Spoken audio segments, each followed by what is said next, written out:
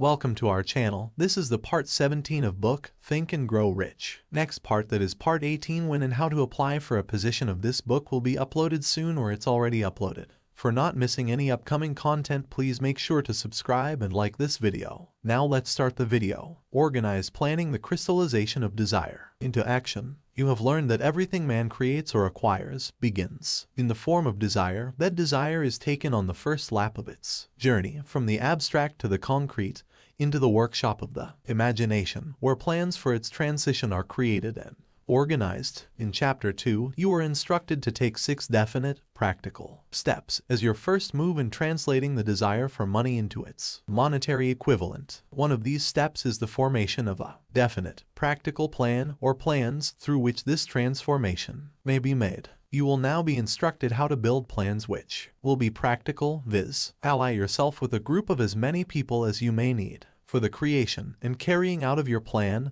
or plans for the accumulation of money, making use of the mastermind principle described in a later chapter. Compliance with this instruction is absolutely essential. Do not neglect it. Before forming your mastermind alliance, decide what advantages and benefits you may offer the individual members of your group in return for their cooperation. No one will work indefinitely without some form of compensation. No intelligent person will either request or expect another to work without adequate compensation, although this may not always be in the form of money. Arrange to meet with the members of your mastermind group at least twice a week, and more often if possible, until you have jointly perfected the necessary plan or plans for the accumulation of money. Maintain perfect harmony between yourself and every member of your mastermind group. If you fail to carry out this instruction to the letter, you may expect to meet with failure. The mastermind principle cannot obtain where perfect harmony does not prevail. Keep in mind these facts. First, you are engaged in an undertaking of major importance to you. To be sure of success, you must have plans which are faultless. Second, you must have the advantage of the experience, education, native ability, and imagination of other minds. This is in harmony with the methods followed by every person who has accumulated a great fortune. No individual has sufficient experience, education, native ability, and knowledge to ensure the accumulation of a great fortune without the cooperation of other people. Every plan you adopt in your endeavor to accumulate wealth should be the joint creation of yourself and every other member of your mastermind group. You may originate your own plans, either in whole or in part, but see that those plans are checked and approved by the members of your mastermind alliance. If the first plan which you adopt does not work successfully, replace it with a new plan. If this new plan fails to work, replace it in turn with still another, and so on, until you find a plan which does work. Right here is the point at which the majority of men meet with failure because of their lack of persistence in creating new plans to take the place of those which fail. The most intelligent man living cannot succeed in accumulating money nor in any other undertaking without plans which are practical and workable. Just keep this fact in mind, and remember, when your plans fail, that temporary defeat is not permanent failure. It may only mean that your plans have not been sound. Build other plans. Start all over again. Thomas Edison failed 10,000 times before he perfected the incandescent electric light bulb. That is, he met with temporary defeat 10,000 times before his efforts were crowned with success. Temporary defeat should mean only one thing: the certain knowledge that there is something wrong with your plan. Millions of men go through life in misery and poverty because they lack a sound plan through which to accumulate a fortune. Henry Ford accumulated a fortune not because of his superior mind, but because he adopted and followed a plan which proved to be sound. 1,000 men could be pointed out, each with a better education than Ford's, yet each of whom lives in poverty because he does not possess the right plan for the accumulation of money. Your achievement can be no greater than your plans are sound. That may seem to be an axiomatic statement, but it is true. Samuel Insull lost his fortune of over $100 million. The Insull fortune was built on plans which were sound. The business depression forced Mr. Insull to change his plans, and the change brought temporary defeat because his new plans were not sound. Mr. Insull is now an old man. He may, consequently, accept failure instead of temporary defeat.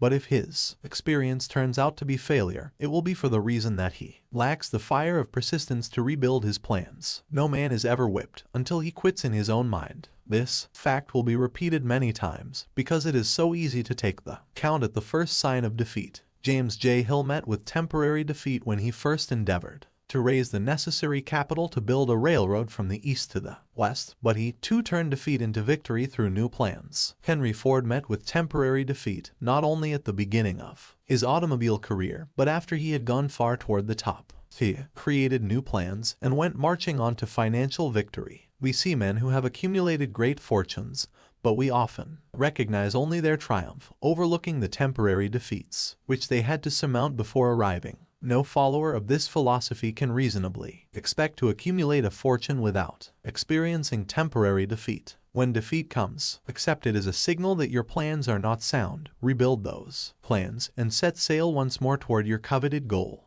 If you give up before your goal has been reached, you are a quitter. A quitter never wins, and a winner never quits. Lift this sentence out, write it on a piece of paper in letters an inch high, and place it where you will see it every night before you go to sleep, and every morning before you go to work. When you begin to select members for your mastermind group, endeavor to select those who do not take defeat seriously. Some people foolishly believe that only money can make money. This is not true. Desire, transmuted into its monetary equivalent through the principles laid down here, is the agency through which money is made. Money of itself is nothing but inert matter. It cannot move, think, or talk, but it can hear when a man who desires it calls it to come. Planning the sale of services. The remainder of this chapter has been given over to a description of ways and means of marketing personal services. The information here conveyed will be of practical help to any person having any form of personal services to market, but it will be of priceless benefit to those who aspire to leadership in their chosen occupations. Intelligent planning is essential for success in any undertaking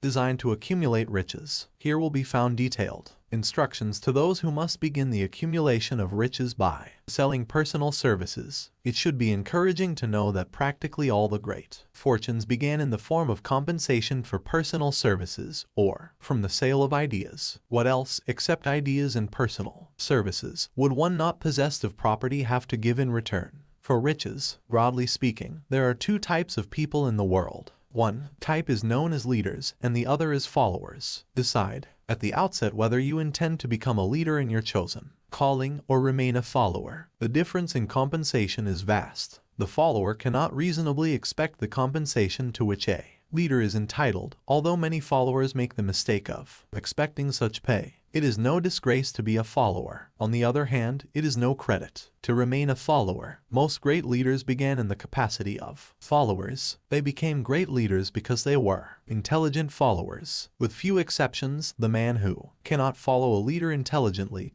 cannot become an efficient leader. The man who can follow a leader most efficiently is usually the man who develops into leadership most rapidly. An intelligent follower has many advantages, among them the opportunity to acquire knowledge from his leader. The major attributes of leadership. The following are important factors of leadership. 1. Unwavering courage based upon knowledge of self and of one's occupation. No follower wishes to be dominated by a leader who lacks self-confidence and courage. No intelligent follower will be dominated by such a leader very long. 2. Self-control. The man who cannot control himself can never control others. Self-control sets a mighty example for one's followers, which the more intelligent will emulate. 3. A keen sense of justice. Without a sense of fairness and justice, no leader can command and retain the respect of his followers. 4. Definiteness of decision. The man who wavers in his decisions shows that he is not sure of himself. He cannot lead others successfully. 5. Definiteness of plans. The successful leader must plan his work and work his plan. A leader who moves by guesswork,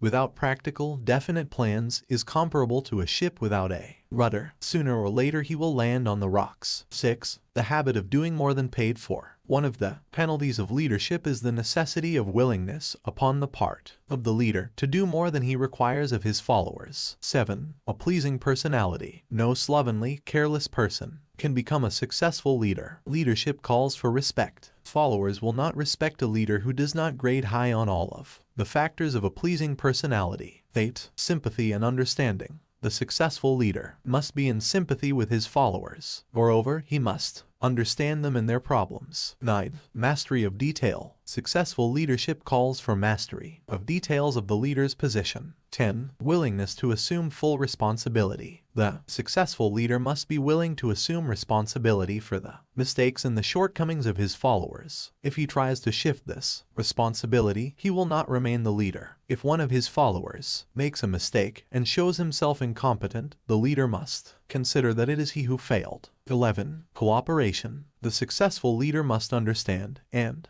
apply the principle of cooperative effort and be able to induce his followers to do the same. Leadership calls for power, and power calls for cooperation. There are two forms of leadership. The first, and by far the most effective, is leadership by consent of and with the sympathy of the followers. The second is leadership by force without the consent and sympathy of the followers. History is filled with evidences that leadership by force cannot endure. The downfall and disappearance of dictators and kings is significant. It means that people will not follow forced leadership indefinitely. The world has just entered a new era of relationship between leaders and followers, which very clearly calls for new leaders and a new brand of leadership in business and industry. Those who belong to the old school of leadership by force must acquire an understanding of the new brand of leadership or be relegated to the rank and file of the followers. There is no other way out for them. The relationship of employer and employee, or of leader and follower, in the future will be one of mutual cooperation based upon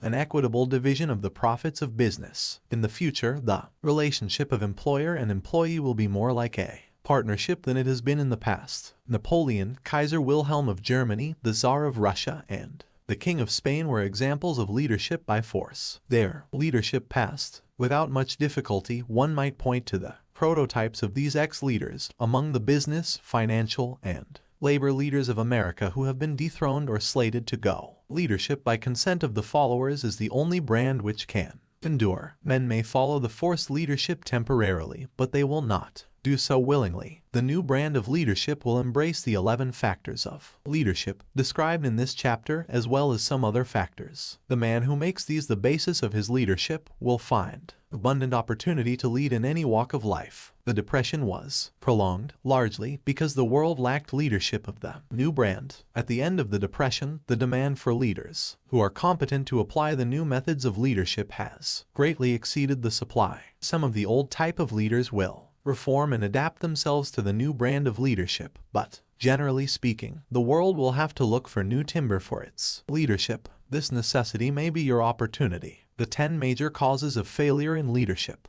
We come now to the major faults of leaders who fail, because it is just as essential to know what not to do as it is to know what to do. 1. Inability to organize details. Efficient leadership calls for ability to organize and to master details. No genuine leader is ever too busy to do anything which may be required of him in his capacity as leader. When a man, whether he is a leader or follower, admits that he is too busy to change his plans or to give attention to any emergency, he admits his inefficiency. The successful leader must be the master of all details connected with his position. That means, of course, that he must acquire the habit of relegating details to capable lieutenants. 2. Unwillingness to render humble service. Truly, great leaders are willing, when occasion demands, to perform any sort of labor which they would ask another to perform. The greatest among ye shall be the servant of all is a truth which all able leaders observe and respect. 3. Expectation of pay for what they know instead of what they do with that which they know. The world